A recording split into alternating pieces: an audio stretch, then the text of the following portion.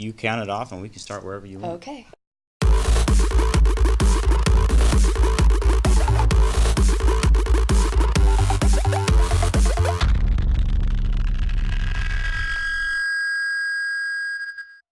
Hey y'all, this is Caleb Long with Cranky Country. I'm here with Liz Moriondo. Is that right? Liz That's Moriondo? right. Good job. How you doing, Liz? I'm doing great. How about you? Very good. Thank you very much. Now, Liz, you're a Missouri girl originally. Is that right? That's correct. Where in Missouri are we talking? So I'm from the Ozark Mountains near Springfield, Missouri. I'm Okay. from a teeny tiny small town called Mount Vernon.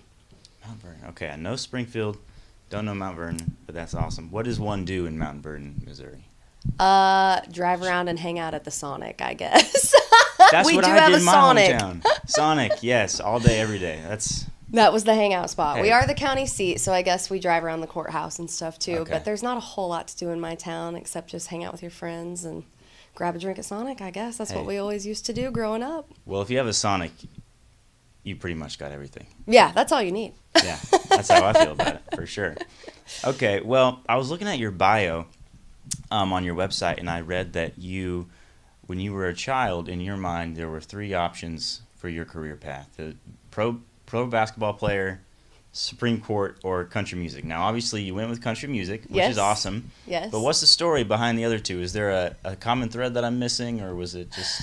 I just loved all of those things. I grew up playing basketball, and I actually played basketball in college at Drury University in Springfield. And I was pre-law when I went there, so I was a political science major. Oh, wow, and okay.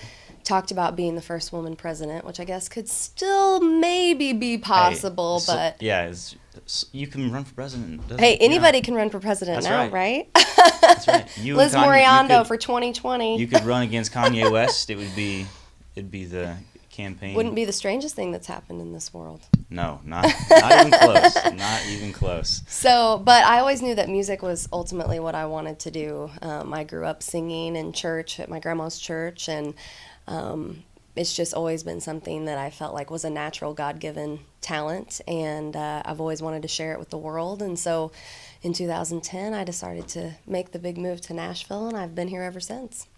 Fantastic. Well, that's awesome. You're all grown up now. Country won out over the other ones, and but you've spent a little bit of time on TV as well. Is that correct? That is correct. Tell us what you've done in that realm. Well, this all kind of started from a parody that I released in 2014.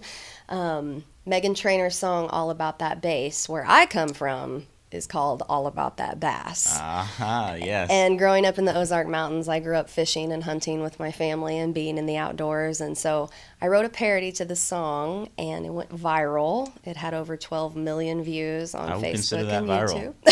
Yeah, that's awesome. I was very, very blessed. And so following up with that, I had a lot of outdoor television shows get in touch with me and ask if I would come and guest appear.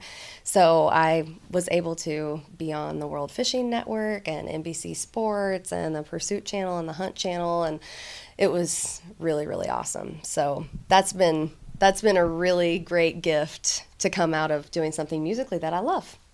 Wow, that's cool.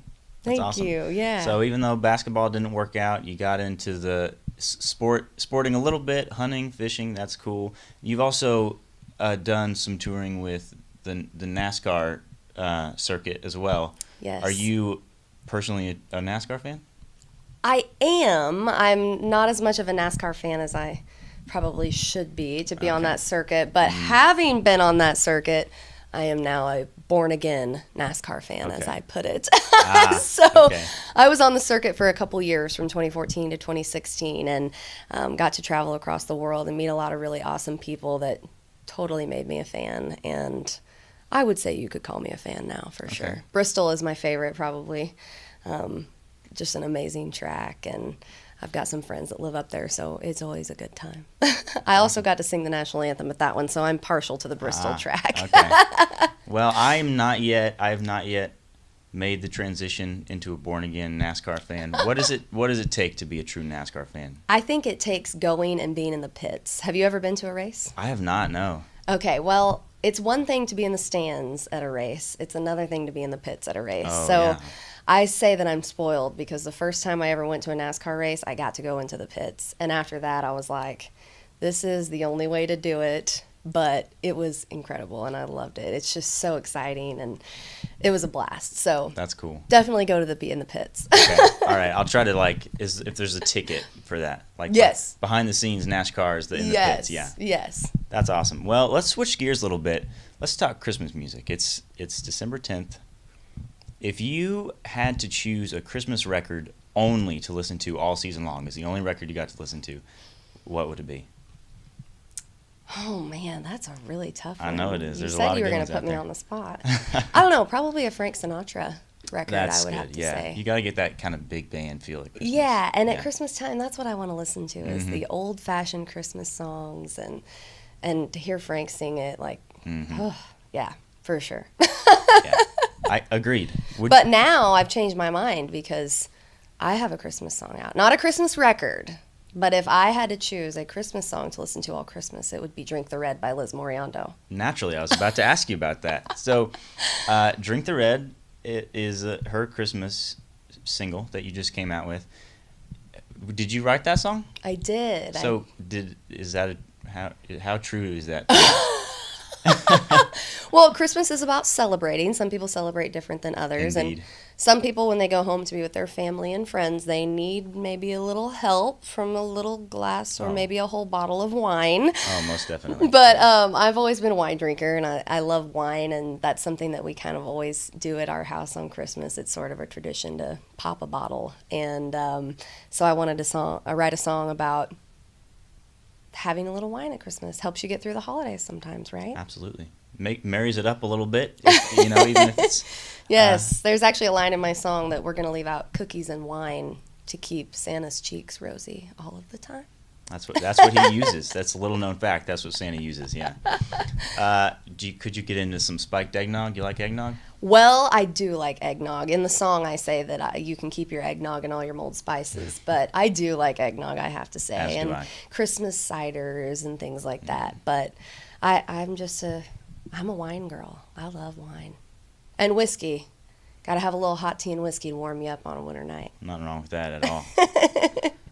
Okay, well, the Christmas song isn't the only music that you've been working on. You got an EP coming out soon, is that right? I do, and the EP has actually turned into a record now. Is it? Yes, Okay. it started as 6 songs, and now it is at 9. So I just kind of couldn't stop, which is not a bad problem to have, but I was very fortunate I got to work with Johnny Dibb, who is a writer and producer over at Disney, and he produced the 9 songs on it, and it will be out in the new year.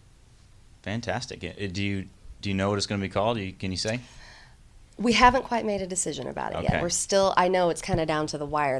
The new year is next month, but everything's done minus picking the title track. So Okay. we have to kind of hone in on that still. If you say the new year, you really have between January and December of the following year. Oh, I guess you're right. That's So- true. Keep an eye out. It will be coming. Sometime in 2019. Yeah. Yeah. Well, it is. Every interview we do, we end it with singing one of your songs with some of our special Crank It instruments. You ready? Yes, I'm ready. Ready? Yeah. 1, 2, 3. I'm dreaming of a white Christmas. Pop the cork on the Chardonnay. There it is. Pouring on the holiday spirit with a holler and a swaller in a one-horse sleigh. Trading tipsy mistletoe and kisses on a not so silent night. We don't need no snow to have the best one yet, 'cause if the white runs out, we're gonna drink the red. Oh, yeah. Awesome. That was good. Thank you. Yeah. I really like the attire, though. That's my favorite part. Oh, yeah. You should just start recording in a pink hat. Let me borrow it, and I will totally wear this on That's stage. yeah. Well, thanks for coming in, Liz. Thanks It for was having great to me, have Caleb. you. Tell us where we can find you on social media, your website, and everything. LizMoriondo.com. That has Facebook, Instagram, Twitter, YouTube. You can find it all right there. It's LizMoriondo, just in case you can't remember. Wow, you got a song, y'all. That's awesome. Well, this is Kayla along with Cranky Country, and we'll see you next time.